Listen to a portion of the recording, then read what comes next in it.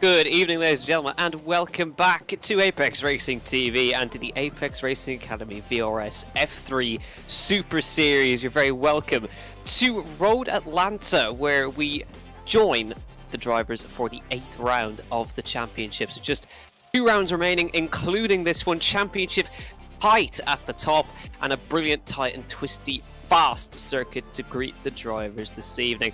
My name is Jack Canan. Normally you would have Sam Fitzpatrick alongside me, but we've got Andrew Thompson joining me alongside me, and Marco Barbonera, as always, running the cameras. Andrew, first of all, welcome to the series, and second of all, we've got a close championship and a really great track to boot tonight. Yeah, thanks for the intro, Jack. Very nice. So Road Atlanta, very interesting track. Some really tight corners on this track. And looking at the championship, it's certainly tight at the top of the pros and on the AMs. So we got Paulo Dretta on 312, so 22 points ahead of Connor Bell, and it's quite close for second and third there between Martinu and Bell. Only 2 points in it, so everything to play for in this round. And yeah, this track is very good, very quick, and certainly that back straight between 8 and 10A is going to be interesting for drafting going into the last chicane just before the start-finish straight. So yeah, looking forward to this race. Yeah, of course. You just saw Aaron Smith leading the AM Championship as well by a margin of 18 points going into this one.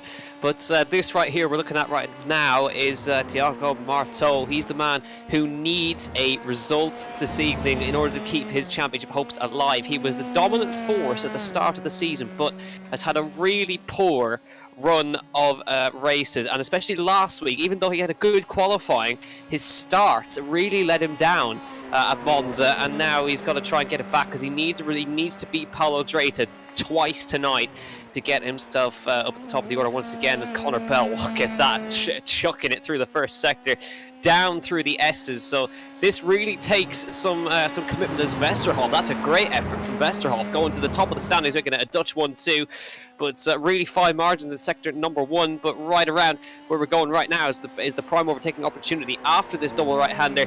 Chuck it into the right, then into the second right here, and then perfect drafting opportunity down this long straight as Paulo Dretta goes to the top on a 12.935. The drivers get 4 attempts, 4 laps, and that's easily doable with a 1:12 lap. So if you invalidate, you can certainly go again. Florian Beer, the fastest of the AM class drivers, on a just about half a second off the pace of the pros, which is not too bad. Will Redford kind of out of position there in P7. We know he's got some pace in that. Here's Connor Bell, and here's Redford, actually, speaking of him, won the 142 car just in the middle of the AM class. Is all going to shift it around as Rosencrantz Bell goes to second as the final few laps get set. But it's Rosencrantz, Beer, Adriansons, but funnily enough, I think Aaron Smith needs to pick it up a little bit here as he's dropped down now to 6th in class, and it's interesting to see as well.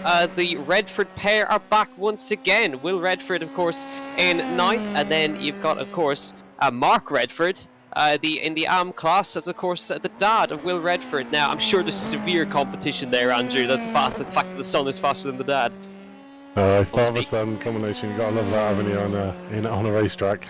Competition there, obviously 1 AM, one in the pro class, but no, really fine margins on this track. So I was watching them in practice, and they were all, the top 10 were all within a second of each other. So, you know, really tight track, and the guys have got this track nailed down. And it's fine margins whether to get that first place on the qualifying or 10th place, really. As we see Redford just having a little bit of an issue in that corner there, the second, third coming down into the S's. Obviously you've got a blind bend going into that corner, so it's you've got to fully commit to that corner, otherwise you can obviously do what we saw there, go on the grass, and you get a slow down penalty going into that. So you've got to be committed going into them certain corners for sure. Yeah, it's even trickier because this whole section is basically blind, all uphill, and then the first couple of corners arrive on top of you, and then you're immediately through 5, 6, 7 immediately. But it looks like the laps have been completed mostly. Jensen Adrianson took a little bit too much there. He's going to graze the wall, and that's going to be his qualifying shots over. But it looks like it's going to be Dretta on the pole, Connor Bell, Westerhoff with a really great qualifying. And we're seeing right now he does not want to repeat of last week's mistakes, Marteau, he's already out on the circuit. He's finished his laps and he's already doing practice starts, making sure he's got his biting point right this time. He's going to be starting from the second row of the grid, next to his Dutch counterpart Westerhof. We're just waiting for Chris Rosenkrantz to finish his laps, and quite tight in the AM field, but again, it's Aaron Smith at the head of that field, right in the mix with the pros, actually. Really good effort from him. As Rosenkrantz, he's going to stop and finish his few laps. That's pretty much everyone across the line. I think it is everyone who's now finished their laps. So good stuff from the guys. Really quick qualifying. Of course, normally we'd use the full 10 minutes, but everyone's finished their laps within those 10 minutes. Of course, 20-minute race coming up for the first race, then a short warm-up, and then before we head to the feature race of 30 minutes. Well, we saw there, Andrew, that Marteau, he doesn't want a repeat of last week where he got immense amounts of wheel spins off the line. He has been making sure that biting point is set before we head off the line. Yeah, it's a critical part on the start finish. You get a bit nervous over a bit, get that wheel spin off the line, you can lose about 3 or 4 places. You need to be calm, collected off that line, pull away really well. I think the first lap, obviously turn 5 is going to be the one, because that's the one where we're going to see the most slowdowns coming off it if you're trying to push too hard through that misses. So I think turn 5 is certainly one to watch on the first, and obviously the second corner going down into the S's. So that should be a little bit of wheel-to-wheel action for the beginning of the race when we start. Yeah, absolutely should be. As well, for those of you who watched Apex Racing TV last year, might remember the Isolation E-Racing series that came here to finish off the championship with what an amazing race got with that as well, with the 3 front runners colliding with each other in the second to last chicane, and Ed Jones driving through to win it. Of course, IndyCar fame, and Felipe Drugovich winning the championship by 7/100 of a second across the line. Might not see that today, but here's your grid nonetheless. Paulo Dreyta and Conor Bell front row, Steven Westerhof and Thiago Marteau, Aaron Smith in the top 5, and then Will Redford in P6, Justin Negrit, Florian Beer, Chris Rosenkrantz, Jensen Adriansons. Then it's Daniel Costa da Silva, Jack Reeve in P12. And then a little bit further down, Mark Redford, Shane Dunn, Rickard Boberg, Alexander Roggenbuch, and Simon Brunstad. And that is the entire 17-car field for this first race of the evening. We're just waiting for our top 2 to grid up. Of course, they're making sure that the fuel is set correctly. We have had drivers under-fuel the car before, and it's certainly kind of an embarrassing moment when you do under-fuel the car, but I'm sure that everything's going to be sorted. We're just waiting now for Dreyta and Bell to get onto the grid. They got a little bit more time before they have to get themselves there. We're waiting for Simon Brunstad as well to get himself on the grid, of course. And really looking forward to this now. It's so crucial that that they get away from the line well, because there's not really an opportunity to go side by side through turn 1, because you've really got to commit through there. It's going to be single file through the S's before we get to the long back straight. So it's waiting now for Brunstad and Conor Bell to get themselves on the grid. There's Bell, pops into view on the front row, and now we're just waiting for Simon Brunstad, who starts at the back of the field. He's now going to get away from the start-finish line. Here is the lights for the first race of the evening. And we are away and racing at Road Atlanta. Look at Conor Bell, shuts the door on Westerhof immediately. He knew he had to cover that off as Marteau now, but moves to the outside line. Dreyta leads into turn number 1. Marteau already making up a spot on Westerhof, goes through up to P3 around the outside of turn number 1 as they sort themselves through. Dreyta, Bell, Marteau, Westerhof and Redford. Redford makes the position up, and now he's in your top 5. So the pros are away. The rest are all the AM category drivers, but really aggressive start there from Conor Bell. He was pointing to the right even before he left the line, but did a good job to defend the position from behind. Yeah, no, great start from Conor. He obviously cut him off to start, so he knew that the other guy was a fast starter, so actually went in front of him. But there was a big incident at the back of the field. We've already got 3 drivers that are in the pit, Rosenthal, Redford and Boberg. Seems to be an issue, so we might get a replay of that at the start when obviously this race calms down. But they're going up the back straight for the first time now, going into turns 10, 8 and 10B, coming down into that corner. So we've got Dreyta, Bell, Martineau. So Dreyta and Bell are two wides going into 10A. Great pass there.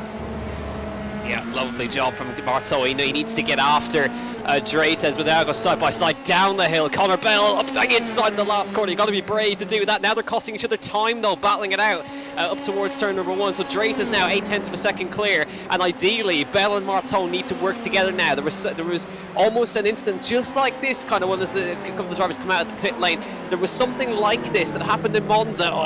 There's Redford has to take to the grass just as he's getting lapped there, coming out of the. Drayte has made an error. Drayte has made a crucial mistake, and he is off the road. Sector, has he got damage? I'm sure, yes he does, on the front wing. So Paulo Drayte has made a crucial error, got steering damage as well. That puts Drayte in the lead, 1.2 seconds in front of Connor Bell, who also seems to be carrying damage. Yeah. Let's see what happened here as they come through the first sector. Oh, he's made a mistake, he's gone wide already. And was he collected? He was collected by Connor Bell, wasn't he?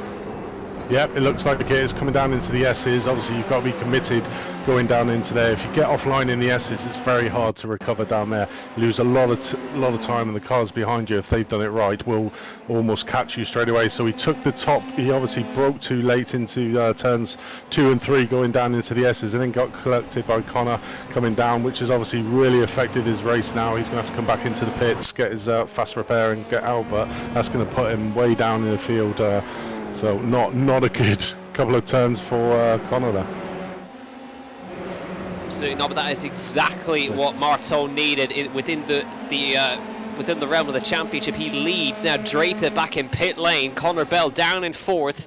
So Drayte will take that fast repair. He's managed to get it back to pit lane. That's the main thing. So Vesterhoff runs now 2nd. Will Redford up to 3rd now. Connor Bell down in 4th with the wing damage. Then Aaron Smith and Jensen Adriansens battle for the AM class lead right here. So Smith has led, but the Belgian Jensen Adriansens, he's right with them. So Drayte back out on the circuit now. He's taking his fast repair, so he will still score points, but even so, it'll be a big loss to Marteau compared to what it would have been. So they come down the front straight. There's Marteau, Vesterhoff, then Redford, Bell, who's carrying some front end wing damage from the contact, and then Aaron Smith behind. So it's settled down just a little bit now into the last chicane, and then dropping down the hill. You get a sense of the elevation change right here as they drop down the hill. It's a real roller coaster into the last corner. You got to be brave. You're going to go for an overtake here. And but Marteau now, he's got clean air, fast lap of the race briefly, but Connor Bell has the fast lap now as there's a move here as Florian Beer tries to get himself in front, and Adriansens couldn't quite do it and has to sit behind. But now Marteau with clean air, Drayte down in 12th. Major turning point possibly in the championships. We have the last round coming up next week. Yeah, that was a great gap there for Martineau. Obviously, the incident between Connor and Drayte obviously gave Martineau the emphasis to push away. He's probably just outside of the slipstream as well, because these cars have got massive slipstream capabilities, certainly going down that back straight. So Westerhoff has got to knuckle down now, try and get that gap down, get back in the slipstream of Martineau to bring him back into the pack. But obviously we've got Redford, which is just behind Westerhoff, so Westerhoff is obviously probably defending quite hard from Redford in that. But yeah, so a very interesting start to this race, Jack. Certainly is, as Redford down the inside of Vesterhoff side by side through the last chicane. Redford going to try and get the switch back underneath, but Vesterhoff very nicely defended there. And this is how close he is though. There's Connor Bell just nipping at the outside through the last corner they come. Now Redford with the switch back underneath out of the last corner. Connor Bell will try to make it 3 wide. Now towards turn 1, he has to back off. Redford tries to go up the inside, side by side through turn 1. Vesterhoff leaves the room on the inside. Redford goes through up into P2 momentarily, gets it stopped on the brakes as well. Here comes Bell around the outside down towards the S's. He can't quite get alongside, so it looks like he might have survived with a minimal amount of damage compared to the contact, compared to Drayte, of course. Oh, big hop of the curb for Vesterhoff, and that's him. How did he avoid the wall there, Vesterhoff? It looks like he might have got steering damage of some kind down into the next corner, but very lucky to still be actually pointing in somewhat of a straight line. Oh, he's got all over the place right now. I reckon he's picked up some suspension damage or something on that car as he tries to fight to keep it in a straight line here. But that got a bit dicey there as they fall down the order, but he's going to have to come back in, serve a fast repair and come back out again. But that's Road Atlanta. It's very quiet for a while, and then all of a sudden it just turns into absolute chaos.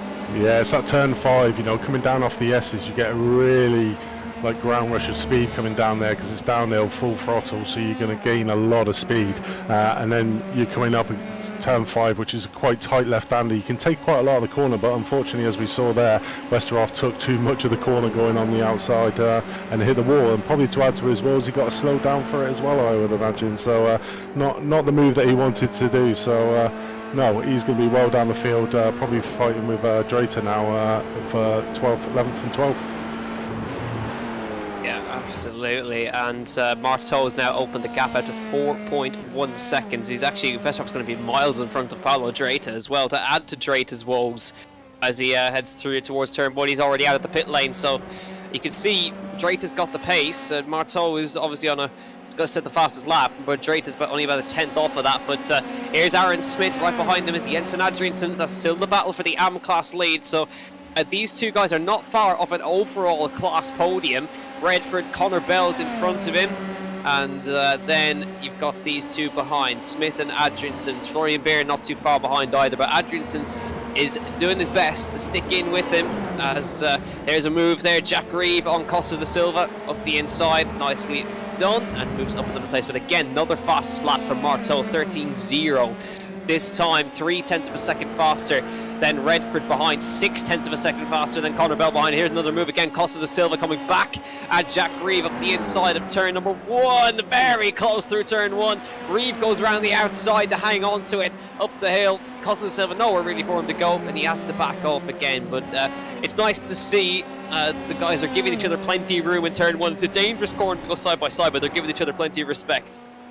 Yeah, for sure. That was a very ambitious move there by Da Costa, but he realised he had to back out too, otherwise he would have actually caused an incident there. So great racing between the two of them, and I'm pretty sure they'll be battling all the way around. But Martineau's showing a class here, 4.4 seconds ahead. Obviously, you got second and third fighting each other quite tightly, which is losing them time, which has enabled Martineau to actually get out and pull.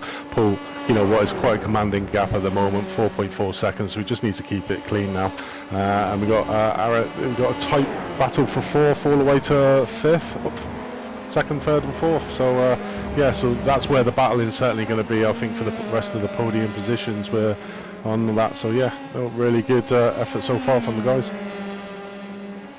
Aaron Smith under some severe pressure right now. They're equal on pace. Adriansson's, as is Florian Beer. There's a couple of thousand separating them on pace. So really quick from these guys on board now with Redford hopping across the curb there. He made a small error. Another few places there. Let's just see what happened directly. He's done the same thing as Drake here. He comes up the hill this time, chucks it into the left-hander, and he just gets on the curb there and just gets on the grass, looking to get away with it there. That was exactly what happened to Drayton, but he got away with it.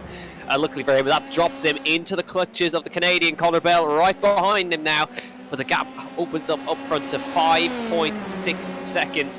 Redford trying to break the toe. Look at this, weaving down the straight, trying to avoid the slipstream and break the slipstream of the driver behind and make it less effective down into the chicane. They'll come. Redford goes defensive. Bell looks for it. It's not there for him. Looks to the outside. Adriansson's, by the way, around the outside for the lead in the AM class. Very nicely done by the Belgian driver. He now takes the lead of the AM class as Marteau. Another fast. Connor Bell on the grass down the hill, and he manages to save it somehow. These guys are surviving some serious moments right here, but Connor Bell survives to fight another day. I reckon he might have tried a cheeky move around the outside, and Redford was not having any of it. But Redford into second. Smith! Smith in the wall in turn 1. The AM class championship leader is now around in turn 1. Luckily, he's going to manage to carry on with a lot of front wing damage there. Let's see what's gone on. We just caught the end of it. We're going to ride on board with Aaron Smith. That's Adriansson in front of him. So was it caused by Adriansson or was it by himself? He turns into the corner, just way too much. Gets on the curb in a big moment, and was very lucky to hit the wall with the front wing there. Yeah, these cars are quite easy to get out of sync if you're pushing them too hard. They're really good for trying to push it, but they sort of invite you to over push the cars, and as we're seeing here, quite a few guys trying to catch up with them. As we see Jack Reeves trying to take on the Gretty into 6th place. He's got the slipstream. Is he going to get it down into turn 10? Probably not. I think car 124 has actually got it on the inside, so the Gretty should keep this place. So very, very tight, a little bit of contact through the chicane. Costa da Silva makes it though. It was a little bit of tire-to-tire contact, even so. The slow car on the inside, Negrete is actually slow on the inside there. And now I wonder, it looks maybe looks like a slowdown penalty for Negrete, so he's going to drop a few. Let's see what happened here. It's down into the chicane he goes, turns it in fine. Second part of the chicane. Is he going to run wide onto the grass? Whoa, very scary moment. He did very well to save that by stamping on the brake pedal, but that could have ended a lot worse. As Aaron Smith, the AM class championship leader by 18 points, limps into pit lane as another one gets on the grass. Now it's Alexander Roggenbuch, who's very gingerly making his way back onto the track there. But it's a disastrous first race for our championship leaders. Dreta in 11th, and now Aaron Smith, the AM class leader, is now in P12 with Marteau leading that one. Adrianson leads the AM class. So this is going to flip the championship again, or really make it close going into the last round. So basically, it's exactly what we wanted out of this race. Yeah, for sure. It makes the last two rounds, even the next race, a lot interesting because you know, the points gap that Smith had over the AM class is going to be eroded now because he's currently 7th in class. We've got Adrianson, Beer and Costa are the first three in the amateur classes. But yeah, this course is certainly throwing up a few challenges for the drivers, certainly if you're trying to push it too much. As we go too wide again into first corner, but Jack takes it really nice. Da Costa gives him the room on the inside, and it's a nice move going up for that. Oh, we got another driver off there on the right hand side. That was probably one of the back markers. That'll be a slowdown for him. So, and that's a Martini now 7.3 seconds ahead of Redford.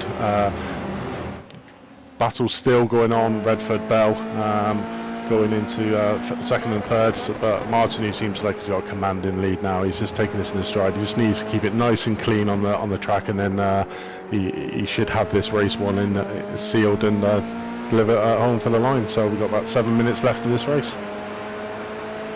Yeah, absolutely. Here comes Justin Negrete, hometown hero here, trying to get past Costa da Silva. He's recovering from that big moment he had. He slipstreams right past the Portuguese driver. Nothing really Costa da Silva can do about that. He looks to the inside again. He's not going to quite be able to do that. Shane Dunn is not too far behind either.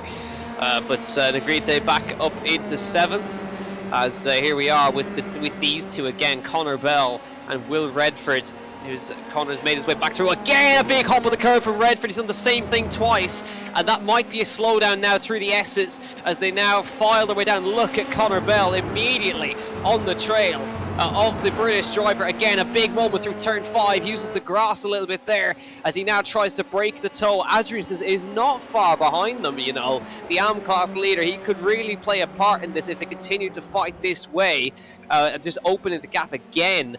To Marteau, 8.3 it now sits at. Redford's now going to have to try to do more defensive driving down the straight, but I think Connor Bell seems to have that front end damage, which is costing him speed in a straight line, even slightly. Again, the classic tactic, Redford breaking the toe down into the chicane, gets on the brakes nicely, but Connor Bell is filling his mirrors, and he's making that same error in turn 1. Connor Bell will have seen that. He's going to try and maybe enforce him to do it each time, as Marteau yet another fastest lap of the race. 12.9. Bell running on the outside now, tries to dummy back to the inside. He's not quite alongside, is he? He has a little look, but Redford carries the speed into turn 1. But it just seems that Bell has that front end damage, is not able to keep up on the straights, but is rapid through the corners of Kirsty. Round goes Connor Bell. Huge accident in turn 1, and that is him out of the race. Connor Bell, championship contender, all of a sudden he's now out of the race. He comes through turn 1,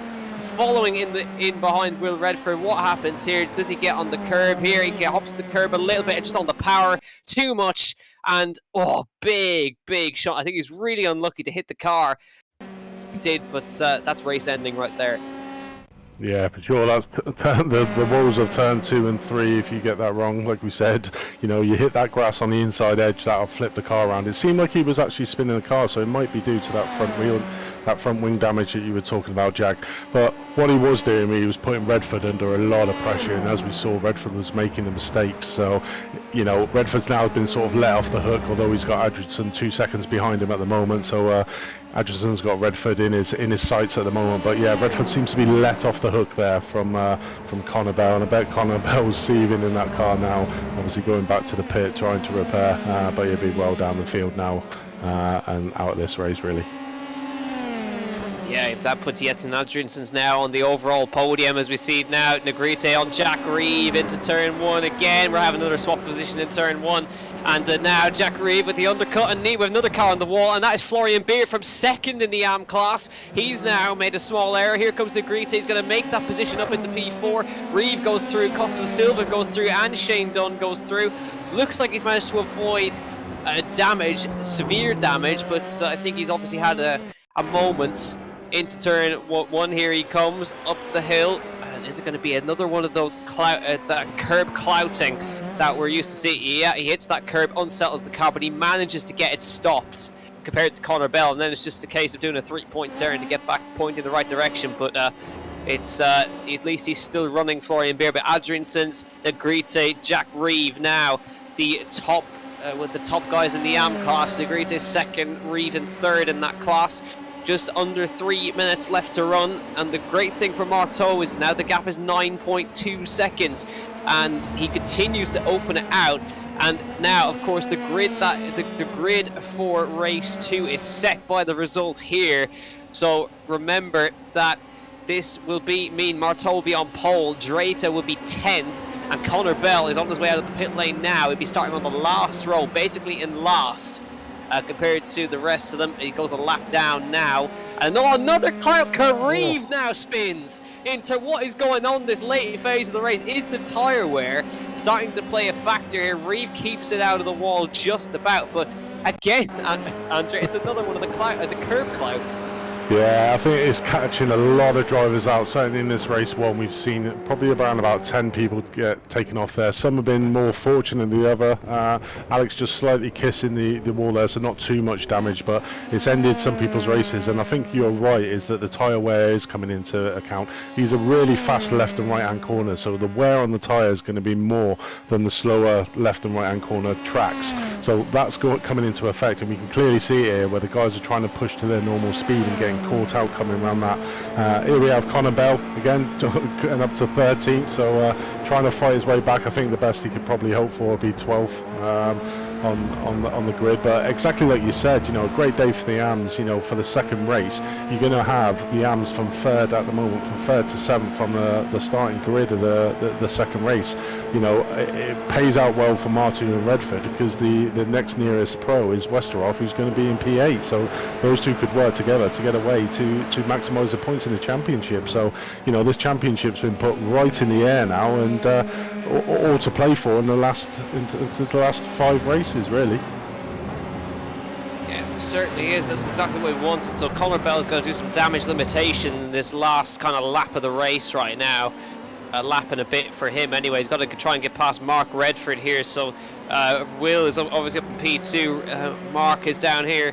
P12 had that early instant on lap number 1. No, he's now going to be spawned in the corner before the stray. Again, more avoiding action from Connor Bell. He gets away with it this time, but again, it's just late phase of the race is causing problems. Mart's fast lap of the race. He's so consistent within about a tenth of a second of his own time. Each time is Florian Beer on a recovery around the outside into the last chicane. Shane Dunn goes back around his outside in the second phase of the chicane and back up into P4 in class. The last lap here for Marteau. Here's your track information, of course. On the right hand side, you got the 79 degrees Fahrenheit on track, 67 in the air. Small winds coming across the track as well. But Marteau, he's had a long drought of no wins, and it's now going to come back to him. He's had luck go his way today, and he'll be very, very pleased about that. Of course, qualifying not quite there for him, P4, but everyone in front of him had issues. He's now 9.5 seconds clear. He'll also have pole for race 2, which is absolute gold for him. Dreta's down in 10th. Bell is down in 13th. The championship is blown wide open as Marteau comes around the last corner and wins race 1 at Road Atlanta in the ARA VRS F3 Super Series. And Jensen Adriansen's back on the top step of the podium here. Aaron Smith, he's the championship leader, of course, in the AM class. He's down in 11th place as here comes Adriansen's. He wins the AM class here as side by side for the last 4th place here again. Beer and Dunn. Dunn's going to go around this outside again, and Beer is unable to do anything about that. Negriti in 2nd in class. Costa da Silva gets on the podium there. Shane Dunn, Florian Beer. Westerhoff recovering to an 8th place, and that is, of course, 3rd in class. There is Paulo Dreta. After that small mistake, he's recovered back up to 10th, 4th in class. But it's the overall points that count, and he's done well at least to get it across the line. Aaron Smith waiting for him to cross the line now for 11th place, and he's another one that's been victim today. Roggenbuch crossed the line. Richard Boberg waiting for him to cross the line. There's Aaron Smith about to come across the start-finish line now to finish this race, and well, this has really made it interesting for this next phase of this championship. But as you all know, of course, this championship is very, very kindly sponsored by the Virtual Racing School. Be with them in just a moment as we look through the Race 1 results of Marceau and Redford. At the top, Jensen Adriansen's taken an overall podium and the win in the AM class. Justin Negrite in P2 in class. Costa da Silva in P5. Shane Dunn, Florian Beer, Stephen Westerhoff, Jack Reeve, Paulo Dreta, Aaron Smith, Chris Rosenkrantz, Connor Bell, Mark Redford, Alexander Roggenbuch, Richard Boberg, and non-starter Simon Brunstad in P17. So, yeah, looking for, and now, of course, we're going to take a short little break here on Apex Racing TV. You all know, of course, this series is very kindly supported by Virtual Racing School, and we all know that us as normal sim racers are absolutely terrible at making setups. So you can find out how you can get yourself involved with the Virtual Racing School and get some brilliant setups by checking out this little message from the Virtual Racing School. Virtual Racing School was developed to provide support to the next generation of sim racers. No matter if you're a rookie or veteran or what car or track you'll be racing, our goal is to provide training every step of the way.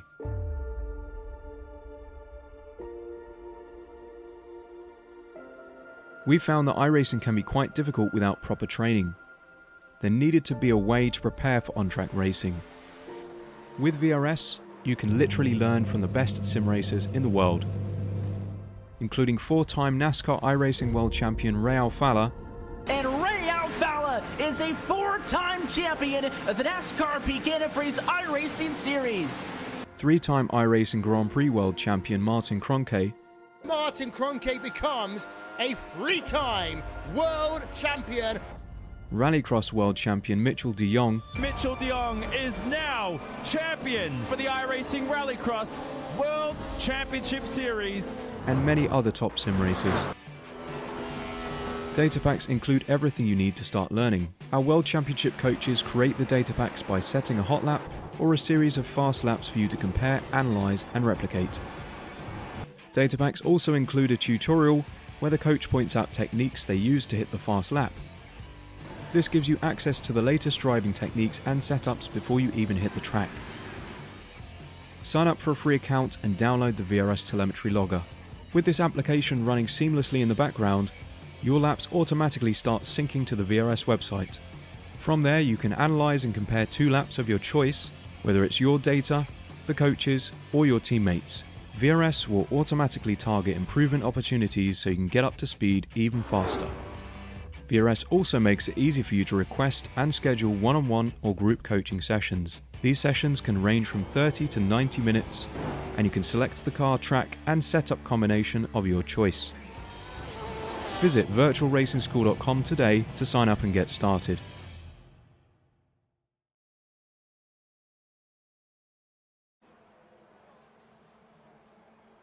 And welcome back to Road Atlanta, to the Apex Racing Academy VRS F3 Super Series. And it's obviously in the name, the Apex Racing Academy series, of course, and the Apex Racing Academy is fully integrated with the virtual racing school software. So if you would like to check out the service provided by the pro drivers on the Apex Racing team and more, you can check out apexracingac.com. Get yourself signed up over there. Different packages available, one-to-one coaching also available for those of you that really want to improve as well. And of course, make sure you're subscribed to Apex Racing TV as well to keep up with all the action, and all our races are also broadcast on Twitch as well. So if those of you watching on Twitch, hello to you, give us a follow over there, twitch.tv/Apex Racing TV. So just about a minute left in warm-up before we head to the feature. Marteau's on pole, Andrew. He's been setting fastest lap after fastest lap within a tenth of his own pace each time. Is he beatable? I think on the show of the first race, he got a bit lucky there from Drater and Bell coming down into the S's. You know, he broke the toe there, but from then on outwards, he was extending his lead, fastest lap on fastest lap. So he's certainly going to be the man to try and beat in this first one. And being on pole position, as long as he gets a good start off that line, I think he can extend the lane. I think the only one who's going to challenge him is Redman at the moment, with the rest of the pros sort of being round P8 and lower on the grid. So as long as he can get away well and he races it like he did in the first race, then I don't see anybody catching him, to be honest. It's going to be a tough task, but Redford has won in the past in this series. Earlier on in the series, has taken a victory, so he is capable. We have to wait to see what's happening, because of course there's a big bunch of AM drivers sandwiched between Drata and the others as well. So Adriansons will start from third, but we're going to run you through the grid in just a second as we get ready to grid up for this final race of the evening. Marteau on pole, Will Redford in second, Jensen Adriansons on pole in the AM class, Justin Negrete, then Daniel Costa, Shane Dunn, Florian Beer, Stephen Vesterhoff, Jack Reeve, and championship leader Paolo Drata down in 10th, Aaron Smith 11th, AM class championship leader also down in the order, Chris Rosenkrantz, Connor Bell down in 13th, Mark Redford, Alexander Roggenbuch, Richard Boberg, and Simon Brunstad, who didn't take the start of the first race and may not take the start of this next one. But basically everyone is ready on the grid apart from some others. Marteau's already there, and he's already got thinking to make sure he gets the start right. He's obviously been working on them compared to Monza. He started on pole there, and was down in P5 by the start of the first corner, so it can go very wrong very quickly if you do not get away from the line well. Redford is going to aim to get up alongside him. You can see the car of Drata in the background. He's the kind of the navy colored car with the yellow on the rear wing. Watch for him. Here's the lights here for round 8 of Road Atlanta, the second to last race of the championship. Here we go, and it's a good start from Marteau, but an even better one from Redford in the second phase of the start. Adrianson's up alongside them as well as they head towards turn number 1, but it seems like Marteau's got it covered up towards turn 1, but Adrianson's is the man to watch as they come through turn 1. Redford shuts him off in the second part of the corner. Marteau leads, Redford second, Adrianson's third, Negrete fourth, Dunn in fifth, so they have held position within the top couple of positions. Drayton, again he's dropping down the order, Paolo Drayton, Jack Reeves involved, another big smash again, Connor Bell gets through, safely through, but Drayton he's had to take to the grass and he's dropped down to P12, so he's back basically to where he started. But clean start from Marteau, clean start from Redford, very good start from Adriansons, but now Redford's really got to try to work to keep up with Marteau because he's already built a 0.6 of a second lead. Yeah, he's starting to stretch late. He had a tentative start off there. He was getting caught a little bit by Redford, but then Adrianson came into the fray and Redford had to defend from him. As we see here, Justin Negrete going up on Adrianson, taking the slipstream down the long back straight coming into turn 10, so he gets that done with ease. Adrianson's going to look on his inside, but there's going to be no room there for him, so he's just better off just following him. Beer's going up on the in front of Westerhoff. He should get a slipstream going down the last corner and into the first, but like you said, you don't really want to be going too wide into the first corner.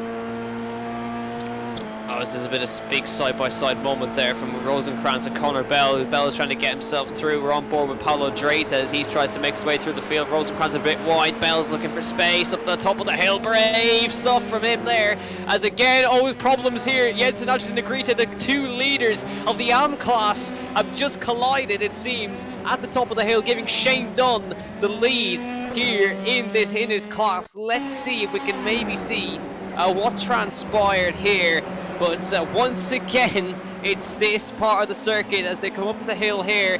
Does he try? Oh, Adriansen collects him and round he goes. And I don't think that was intentional from Adriansen, but just unlucky as to where they were. Oh, Aaron Smith again off the road. And again, the championship leader is again in the grass, in the wall. And what is that going to do to the AM Class championship lead once again? It's all flipped on its head within the AM Class. Florian Beer leads the AM Class now on track. Shane Dunn is second. Chris Rosenkrantz in third. But still no change at the head of the field. Marteau, Redford, Vesterhoff now in third after Adriansen's collected his counterpart. But the AM Class is going to be blown wide open heading into the last round, as here we go with Shane Dunn trying to take the lead away from Florian Beer. Beer takes the outside line, up the hill they go again. Outside line will change to the inside for Dunn if he can keep his foot in it. He backs off on the way through, but Florian Beer goes wide and Dunn takes it and goes up the inside in to take the AM Class lead. So the AM Class, the championship is blown wide open, as is the race on track. Yeah, I think Beer and Dunn there. I think Beer obviously was giving the room to Dunn because Dunn was coming up the inside, so Beer knew that he couldn't take that inside line, or else they would have spun themselves going down into the S's. So he probably done the right move there, just backing out a little bit to come back and fight with him again. So we've got Chris Rosenkrantz. You got the freeway battle here for the P1 in the AM4, 5th and 6th. So you got Dunn, Beer and Rosenkrantz now, so he should have the slipstream and be able to get this done down going into turn 10. We'll have a look now and see if he can, but Beer will have the slipstream from Dunn, so it's not all done, as they say. Absolutely, you can see the effect there as Rosenkrantz going to go for the outside move on Florian Beer. Lovely, lovely move from Chris Rosenkrantz. And here's Connor Bell out of nowhere, up the inside, takes it away and moves up to P6. So Connor Bell on a massive charge through the field, trying to get himself back up with his pro counterparts here. Up towards turn 1, he's going to take the outside line, which maybe try a little switch back up underneath. But can he get the traction out? He's not quite able to do that. He's going to look for the outside, can't quite find it there. And through the second part they come, through turn 2 and 3, dropping into 4.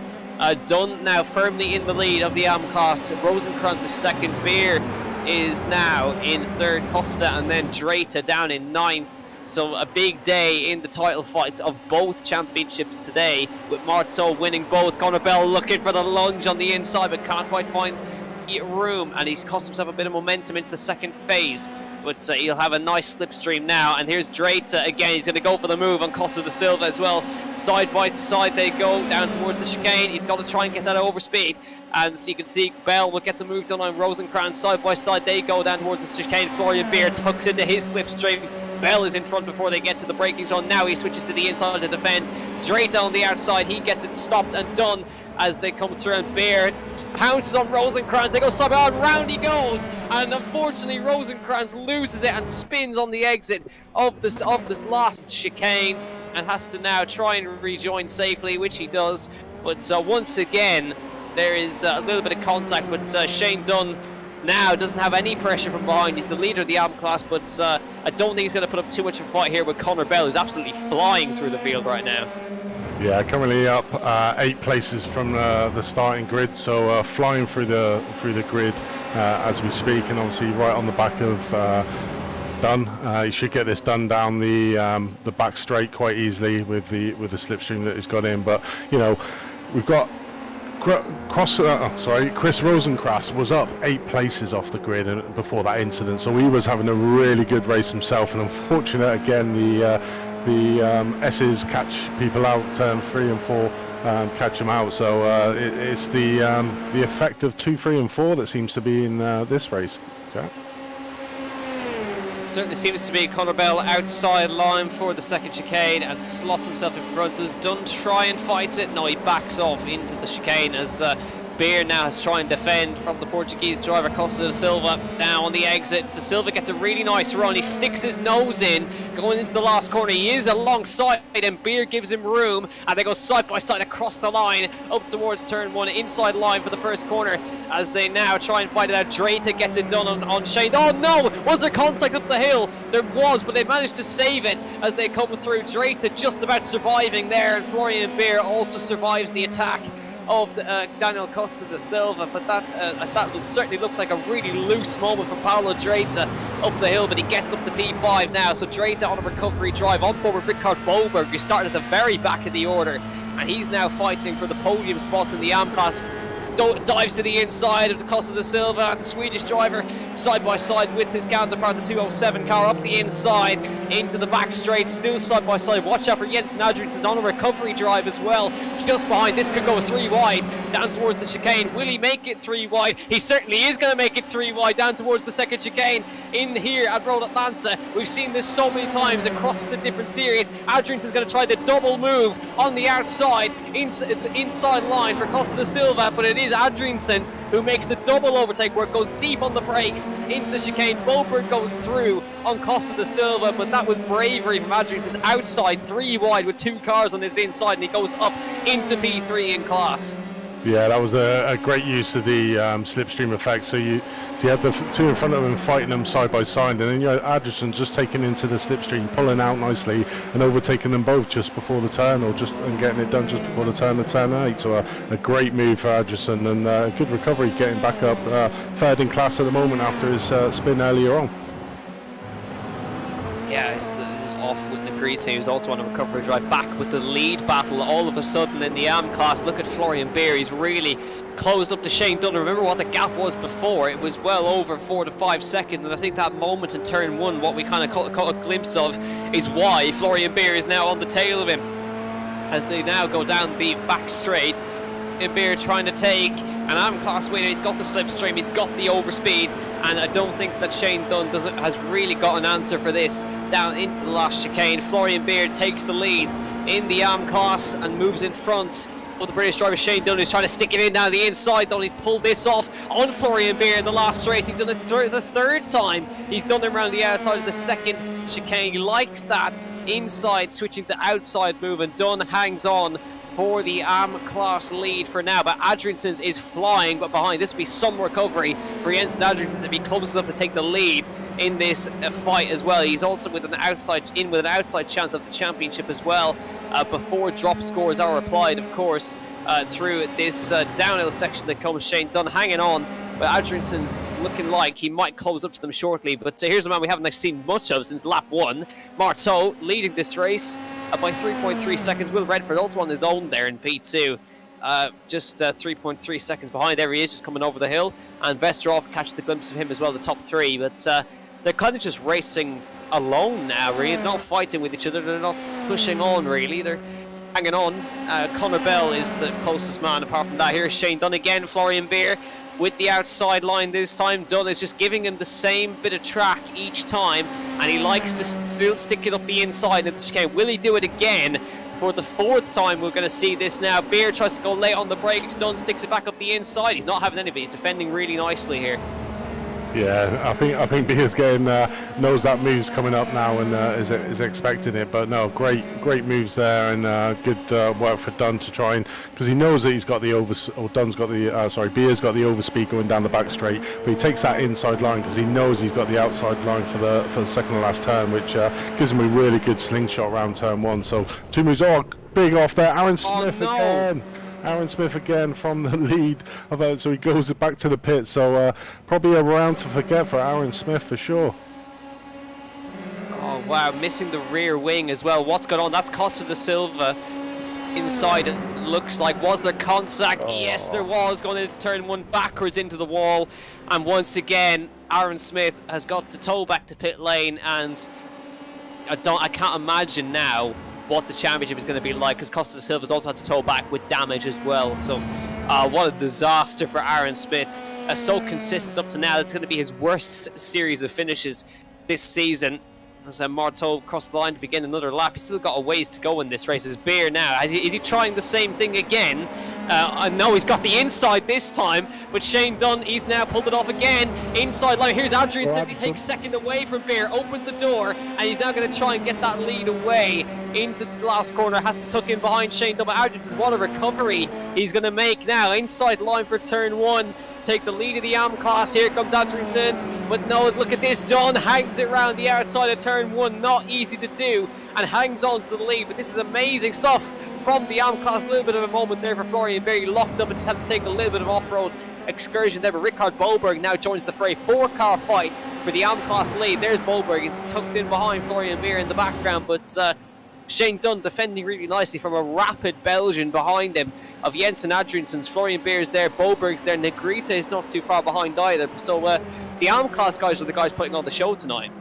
Yeah, for sure. You know, BF decided to try and do a Dunn trick going down into turn 10. Unfortunately, Dunn took the inside line and then in turn 10B and managed to make it stick. And then obviously Adrianson basically took him on the outside. I think he took him by surprise really there, because he was fighting quite hard and trying to get past Dunn. He missed the chance, but certainly the AM that's on the move is Adrianson. You know, great recovery drive from the earlier on spin where he was down the field, and now he's fighting up in the top spaces for the AM class in second place and just on Shane Dunn's tail. Trying to go for a double win here. Jensen Adriansons in the AM class. They come across the line to get another lap. Shane Dunn trying to take his first AM class victory this season, I believe. Adriansons, he's certainly had one before. As now, look at these two, Conor Bell and Paolo Dreta. Interesting little fight this is going to be, or are they just working together? Maybe. Dreta's caught back up to him. Dreta, of course, was the man on pole, and he's now trying to recover from an absolutely disastrous race in race 1. Conor Bell, the very same. You see Bell up 9 places, Dreta up 5. Bell immediately trying to dive to the inside to defend the toe as they come down towards the chicane. Dreta not really trying to get into it either. He's happy to sit behind. I think he's working with Conor Bell a little bit now. He doesn't want to go for the overtake, and he's not using the slipstream aggressively, so to speak. I think he's happy to sit behind Conor Bell for now, because they've got a decent gap to the cars behind, about 9 seconds. And about close to 7 or 8 up to the next sequence of cars as well. So they've got nobody around them. They may as well try to work with each other here. As back again we go to the lead battle again. Adriansons with a nose up the inside of the last corner. Side by side hop of the curve from Adriansons. He noses in front down towards the first corner. Dunn again trying to hang around the outside for the lead here. Adriansons very brave on the inside. Dunn is still just about there with his wheel on the inside. Once again moves in front. Outside line for the second chicane. That was brilliant from Shane Dunn. I tell you what, he's putting up a defensive display here and nobody can get past him. He's just brave enough to hang around the outside of every single corner to hang on to that.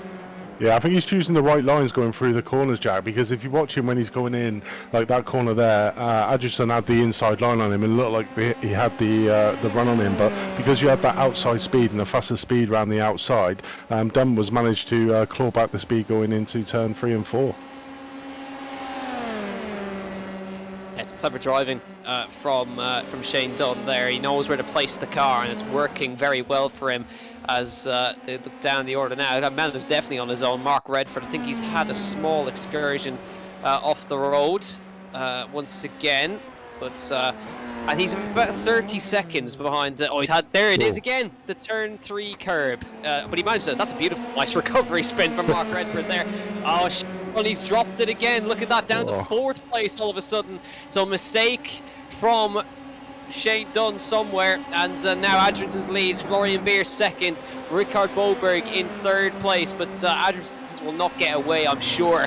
Florian Beer looking like a man on a mission in 2nd place right now, but Adriansons has got the job done. Boberg up to 3rd, Dunn down to 4th, Negrita in 5th place, but I reckon Beer might be carrying a small bit of front end damage on the left hand side of his front wing as they come down into the next corner, and he's trying to stick in the slipstream, but Adriansons is looking like he's got great pace in this car, but Beer still has some slipstream. That's the main thing. Yeah, for sure. I think Dunn must have made a big mistake because he was battling quite hard up the top, as we see her try 4th and 5th between Conor Bell and Dreta. So Dreta manages to get in front with him, so role reversal. But these two are like in no man's land, so they're about 8 seconds ahead.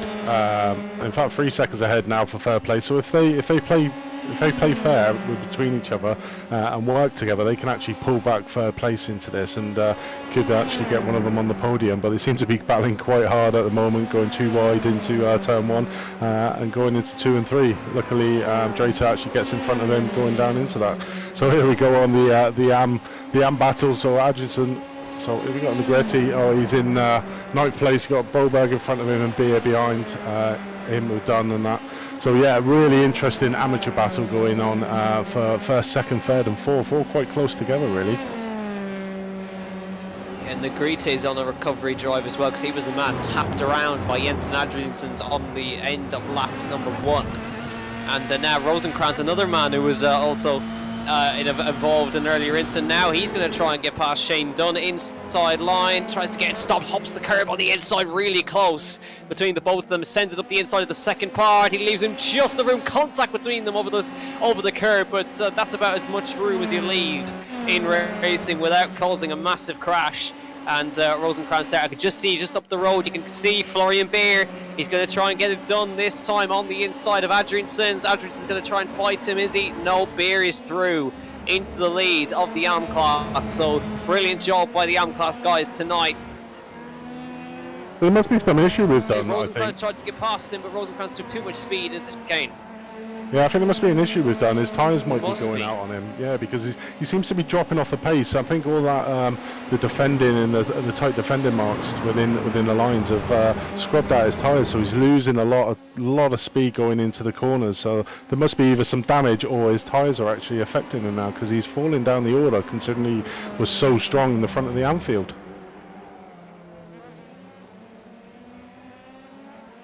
So we've got Paolo Dretta and Connor Bell still trying to battle it out, going down the back straight, coming down to turn 10. But they're slowly closing in on Westerhoff, really tight now going in. So they just need to work together to pull Westerhoff back in, and then they'll be looking at the podium places to fight it out between 3rd, 4th and 5th on track. Westerhoff just needs to keep it well. He's had his issues going into this race. He just needs to keep his head, keep his lines, and try and get these apex. A bit of an issue here, what we got. So we had Westerhoff, what happened coming down into turn 10? Looks like he might have gone on the grass here. Whee, round he goes again, and that's the second time we've seen that. Very lucky to avoid the wall there. Nice recovery from Westerhoff there, but now he's obviously that's Shane Dunn limping into pit lane now. Now let's see what's going on here. Yeah, definitely damaging his car. He's lost so much speed, and obviously it looks like he's spun it out here as well.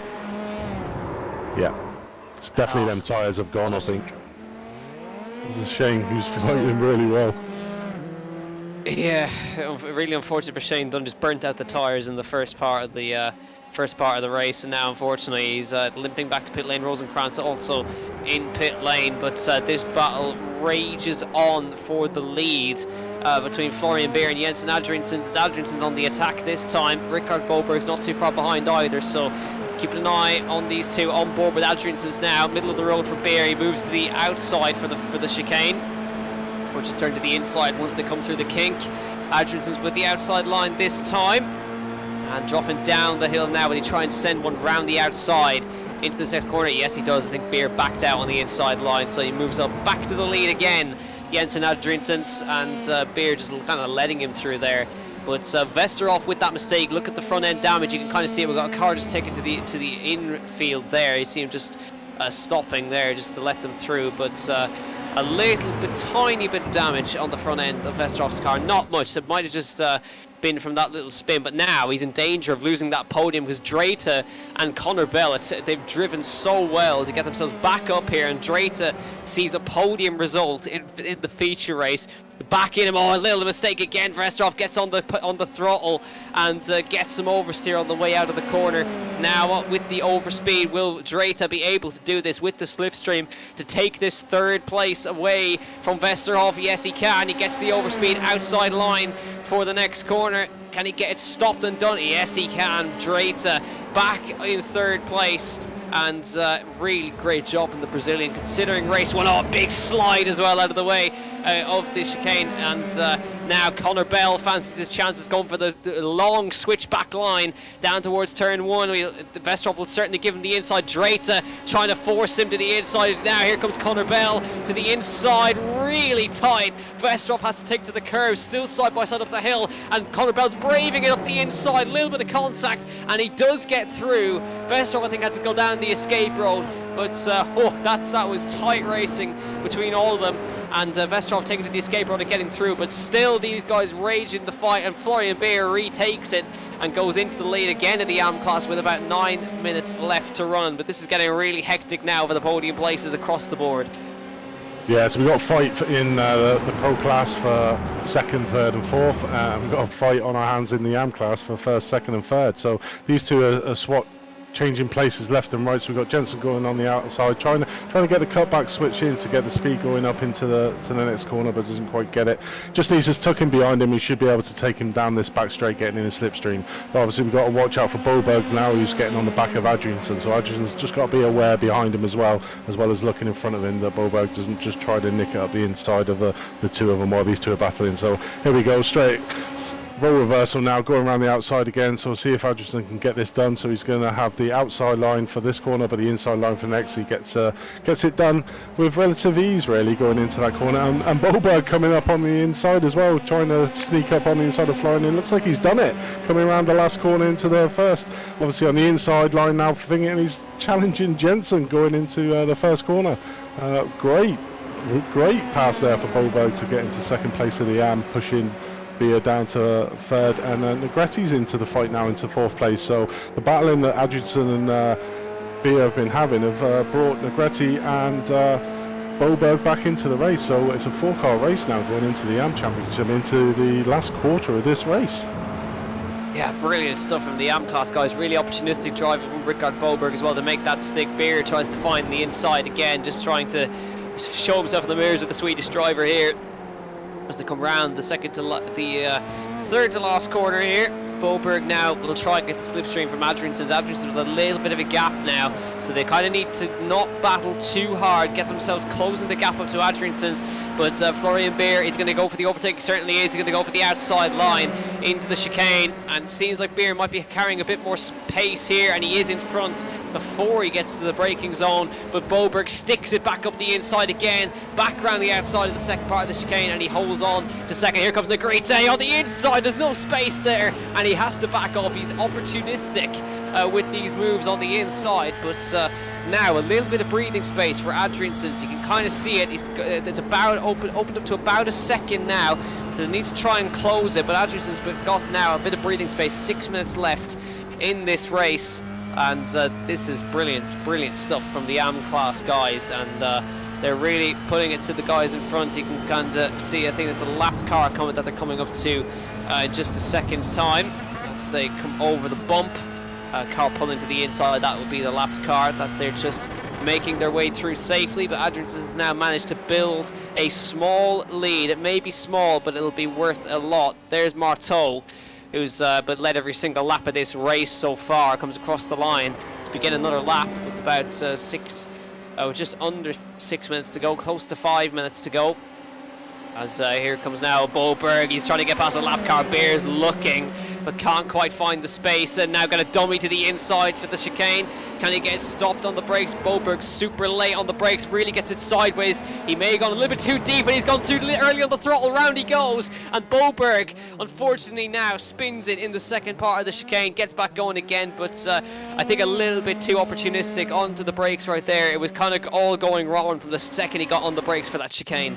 Yeah, I think it was an all or nothing move there from Boberg. He knew that Beer was coming up on his inside, so he tried to take it deep into the corner, but unfortunately got his offline, spun the wheel, and I think tyres are coming into play here now a lot more. So, you know, these ambitious moves that they could have done at the start of the race are starting to bite back with the drivers with the tyre wear that's going on. But you know, great racing between the AMs. It's been like a deck of cards being shuffled, the amount of times they've been changing places in the AMs. But it's great to watch, and great wheel to wheel action going in. But we've got Dreta. He's pulled away from Connor Bell. He's around about a second and a half in front of Connor Bell now, so he's sort of pulling away in third place. So, you know, Westerhoff, he's fallen off a cliff as such, well behind Bell now in fifth place. But, you know, Bell just needs to work his lines and obviously try not to push it too hard, because I think the tyres are coming into play now within these, and certainly down this part of the track they need to make sure that they don't clip that inside curb and ruin his race again. So he just needs to consolidate fourth place and then just try his best to get back up onto Drater's rear wing. Yeah, and you can see Florian Beer trying to close up to Adrian's as well. 0.2 of a second he managed to pull that lap, but with about a second and a bit lead right now. It's going to be tough for Beer to do that, but he's still got some time in his pocket to try and get back up to him now in this late phase of the race. But he's also got to worry about Justin Negrete. He's right on his tail as well, so those two might consider kind of working together to get up to the next to get up to our leader Jensen Adrians. There he is. He's also got a small problem. That's Westerhoff in front of him, who's slow and is causing a bit of a traffic jam right now as they're coming through. That is fourth position. Adrians has moved up to P5, Beer through into P6. It didn't cost him too much time, but that might have just allowed Florian Beer to get within the draft range. Negrete is definitely in the draft range of Florian Beer, and he might be the one who might try to challenge the German into the chicane. He's moving to the inside. Justin Negrete trying to take it away from Florian Beer on the inside line. Beer leaves it plenty of room on the inside. Negrete does not fight it too hard. I think he's also trying to think about the move going forward, but Adriansen's managed to hang on to that over a second lead despite the problem for Westerhoff, who's trundling around with an issue. Late phase of the race, but Negrete looks again into turn one. That just forces Beer a little bit wide, but he hangs on to it by carrying the speed on the outside. Hops the curb nastily there in turn 3 and turn 4. So it looks like Florian Beer, maybe those tyres, like you were mentioning, Andrew, seem to be at the end of their life, struggling to get through some of the corners with the same amount of speed that they were doing before. So crucial thing for Negrete now. He needs to get himself through, but I think Adriansen's is safe despite everything. Yeah, he seems to have mastered this course great in the first round, and obviously pulling away now into the second after a really heated 3/4 of this race battle between 4 or 5 AMs. But yeah, he seems to have pulled a bit away, and exactly like I say, I think Florian Beer is on the knife edge of over pushing this car. You know, he took that curb, he was lucky to get away with that curb, but great lunge on the inside. Is it too much, or can he get it done? He had to stamp on the brakes quite hard there, did Negrete, but he's coming back down his inside, down into the second last corner over the start finish, so he might get it done for the first corner. Oh, big out wide there from Beer, big out wide on the grass. So I certainly think his tyres have seen better days, and he's pushing it really hard, which is obviously losing him a lot of time on the front two now. Now Negrete can get his head down and hopefully get away, but yeah, Martel has been a class of his own in this race. You know, 6 seconds ahead of Redford, and Redford's actually 6 seconds ahead of Drater now, so those two have pulled away like we were thinking at the start of the race. But all respects to Drater and Bell, they've actually gone up 7 and 8 places at the start of this race, and challenging 3rd and 4th, so I didn't see that coming really. No, absolutely not, but Marteau, he's just taken the white flag, so the last lap here at Road Atlanta, and again he's trying to go for the double win. And you can see now Drater desperately trying to defend from Connor Bell to make sure he doesn't lose that podium. And you can see Connor Bell is actually caught up by about half a second on that lap with the draft. So Connor Bell's now pushing to try and get up to the podium slot, but it might be a bit of a tough ask. It's just such a short lap around here. He needs to be basically on his tail through the S's to try and make this work, but also a mistake from Drater would also help him a little bit here, as now they're coming down into the next. I think it's a little bit too much for Connor Bell, unfortunately. Drater should be safe with that podium, but about 13 seconds up the road, Marteau should be about to come through the last corner in just a second's time to take the checkered flag, and he will become another double winner, and is will now close up right up in the championship despite everything. Here he comes, over the top of the hill, round the last corner, from disaster to brilliance for Marteau. He comes round the last corner, double victory, and he wins the feature race here at Road Atlanta and blows the championship open. Will Redford in second, Paulo Dreta will come across the line for third. What a great recovery from the Brazilian, and he keeps his chances alive. Connor Bell in fourth, great recovery from him, and a double win once again will be for Jensen Adriansen as Dreta comes across the line and bins it in the wall big time. But we wait now for Jensen Adriansen. He also will become a double winner tonight, and really interested to see what the AM Class Championship is going to be, because Aaron Smith is totally out and will score 0 points in the feature race, which is a big moment. Here comes Adriansen. He now tries to cement his chance. He comes across the line and wins the AM Class. Negrite in second, and Florian Beer crosses the line in third in class. So interesting day here at Road Atlanta. The final round coming up next week, of course, but Marteau with the double win, Dreta with a P12 in race 1 and a P3. It's certainly not going to, he of course has still scored points, but Marteau will have taken a huge chunk out of that lead.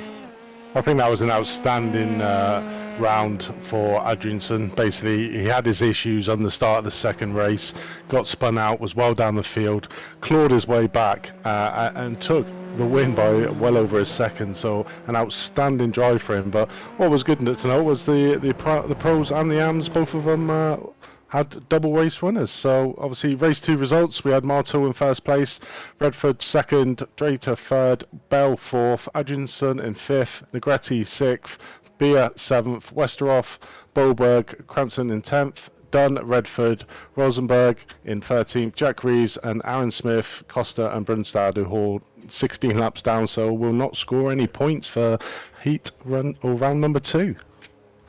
So very interesting 2 rounds there. A lot of action, a lot of incidents around turns 2, 3 and 4 that the drivers had to contend with, but some great drives out there, Jack, today. Yeah, there really was some fantastic drivers and fantastic racing, particularly from the AM Class guys as well.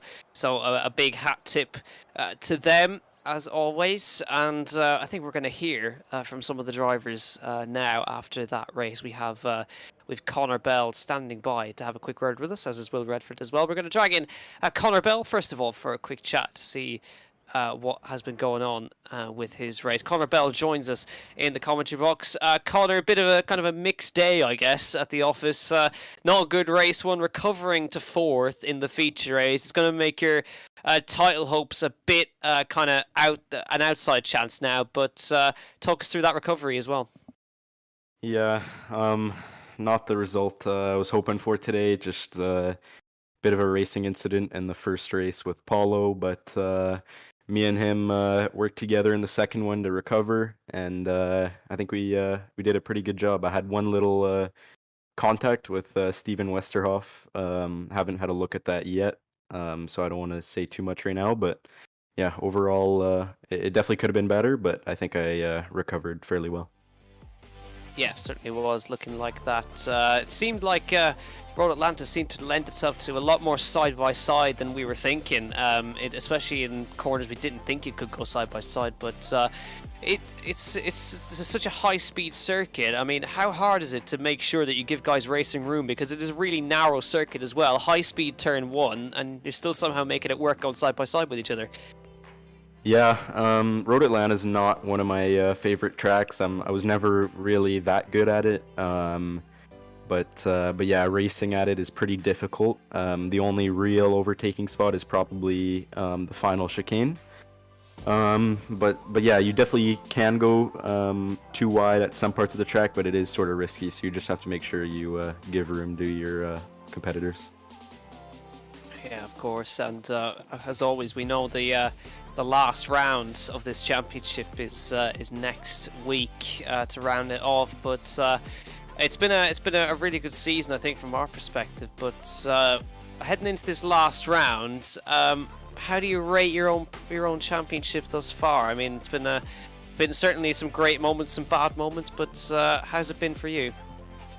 Yeah, coming into this week, I was feeling pretty good. Only I think around 20 points off the lead in second place. Second place is where I was.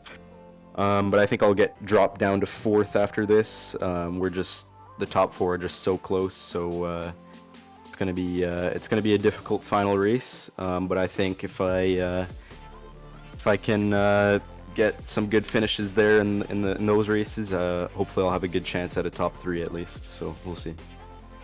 Absolutely. Well, Connor, thanks as always for hopping in with us. Before we let you go, is there anyone you'd like to give a quick thank you to or a shout out to while we're on Apex Racing TV? Shout out to my team, Delta Sport, U4K, and all the sponsors for making this possible. It wasn't the result we were hoping for, but hopefully I can come back stronger next week. Brilliant. Well, Connor, thanks as always for hopping in with us, and we'll chat to you next week for the final round. Thanks, guys. Connor Bell, always happy to hop in with us for a quick chat. Andrew, you can take the next one if you want. We've got the father and son standing by, actually. Yeah, let's get Will in. Hi, Will. Welcome to the commentary box. Can you hear us? Yep. Hi, Will. So, actually, not a bad day at the office for you.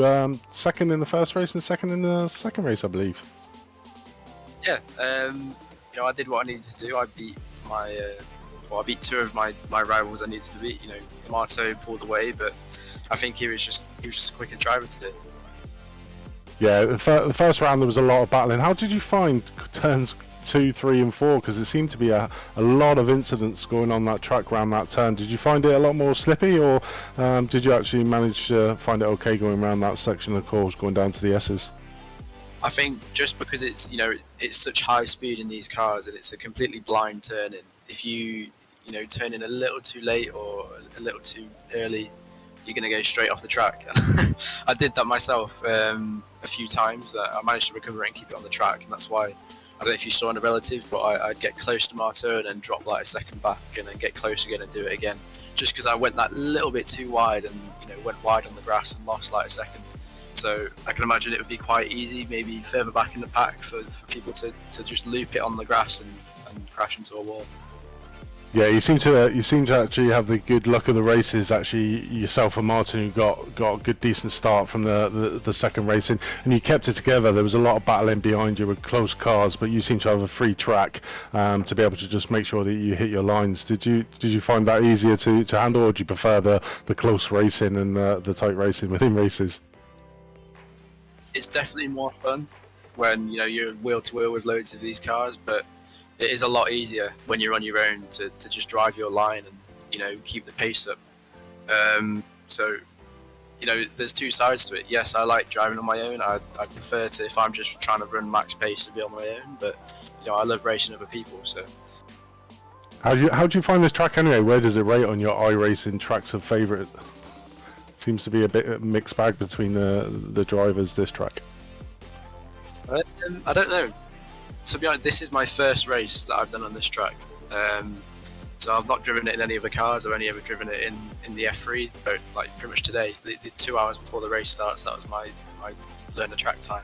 So I think it's all right. It's fast, it's fun, it's good to hot lap, but I don't really know about racing. I don't think it's the best race track.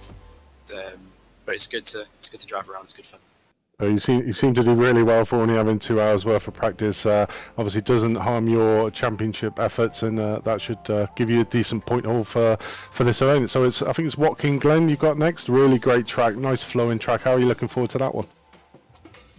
Yeah, it should be good. It should be really close at Watkins, just because it's very easy to stay behind another car. There's no really complicated corners, so we should all be close and bunched up. So I think it's more going to come down to just consistency and sending that move and making it stick on the last lap.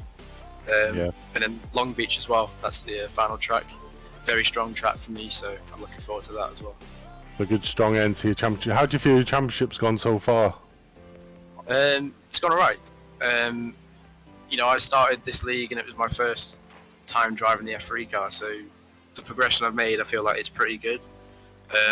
What's been holding me back is just not practicing really, coming in today and only doing 2 hours before the race starts.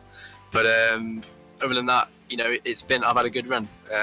So I'm hoping that maybe I can take the win, but it's gonna be a long shot. Yeah, but you haven't done any any harm by getting where you're currently at, 2 second places, obviously, and the rest of the field going down in race 1. So definitely made up some points there. Thanks for joining us in the commentary. Is there anyone you'd like to give a shout out before we let you go? Yeah, shout out to you guys for doing the broadcast. Shout out to my dad for racing, Mark Redford. I think he crashed in both races, so look to him. Shout out to my sponsor, Nest in the Woods and Camel Travel. Okay, thanks for joining us, Will, and good luck in the next race. Thank you. Thanks. So interesting father-son battles going on there, I see, Jack. Yeah, absolutely, and I think if we can, I'm going to try and drag Mark in there, because I hear him exclaim, "Oi, I didn't crash," in the background of Will's background there. Mark, can you hear us? Yeah, I can hear you, Jack. Brilliant stuff. Yeah, obviously, a little bit further down the order than I probably would have expected, but nice to see you on the grid as always. Talk us through your own race. Well, I need to learn to start the car. First race, I spun up the tyres and collected a couple of other cars, so sorry about that, guys. And then second race, I got too excited when the red light came on and the car rolled forward an inch or so. So I got a penalty, so that kind of made me race on my own for the second race. Apart from somebody must have forgot to put the full fuel in, because I got to chase someone for the last like 7 minutes or so. And then I was catching him because he obviously had a low downforce set, and I was catching him. And then at the end of the straight, when he hit the brakes, I was a bit surprised how early he hit them. So I kind of got a bit crossed up trying to stay out the back of him, and then I had to let the leader by. But yeah, hopefully I stayed out the way of the leaders well enough this time. It was a bit hairy a couple of times. Yeah, of course. Obviously, you joined the series quite late. I know we saw you hanging about in the YouTube chat before joining Will. Is there that kind of father-son rivalry going on that you kind of want to beat each other, but are you also trying to help each other improve at the same time? I wish there was, but he's too quick. I tend to race ovals, to be honest, more often. But Will has staunchly refused to take me on an oval. So hopefully we'll get a rivalry at some point, but he's far too quick on the road courses for me. All right, fair enough. We might have to set up a little oval championship just to see what will happen between the two. But yeah, brilliant. But of course, yeah. Now we're coming into the last round. Watkins is up next. I know a lot of drivers might be prepping for the 6 hours of Watkins next week as well, so I think there's going to be plenty of sweat put in for that. But Watkins, have you driven much of it? What's your thoughts on it? I've driven the Cup circuit quite a lot, obviously. With the boot, yeah, that should be okay. I think I can handle that. So I'm hoping that I can at least stay in the draft of a few other cars and not mess up my start, so I can actually race someone rather than just poodle around on my own. Excellent. Mark, thanks a million for hopping in with us. Before we let you go, is there anyone you'd like to give a quick thank you to or shout out to while we're still on stream? Yeah, big shout to you guys for doing the stream. It's always brilliant. It's been good to watch and good to join in as well. And big shout to Will for being so good and beating me all the time. And yeah, to Nest in the Woods as well. Thank you. Brilliant. Mark, thanks a million for hopping in with us. Hopefully we'll chat to you again next week. That was Mark Redford, and the first time we've kind of heard the father-son thing going on in this one. But yeah, an interesting one to say the least this evening. Championship is wide open, of course. Marto taking 2 wins, Redford taking 2 second places, Drayta picking up a P12 and a P3, Aaron Smith DNFing from the feature race in the AM class. Adrianson's taking the double, so you do not want to miss next week for this final round of the Apex Racing Academy VRS F3 Super Series. A big thank you to all our sponsors as always. All their links are in the description down below, to the Virtual Racing School, to SDK Gaming, to the Apex Racing Academy, and to all the others who make this possible. Thanks a million to Andrew for hopping in this week, and a big thank you of course to Marco on production. As always, does a brilliant job every single week, and we'll be back next week for the final round of the Apex Racing Academy VRS F3 Super Series at Watkins Glen. Do not miss it. We'll see you then. Good night.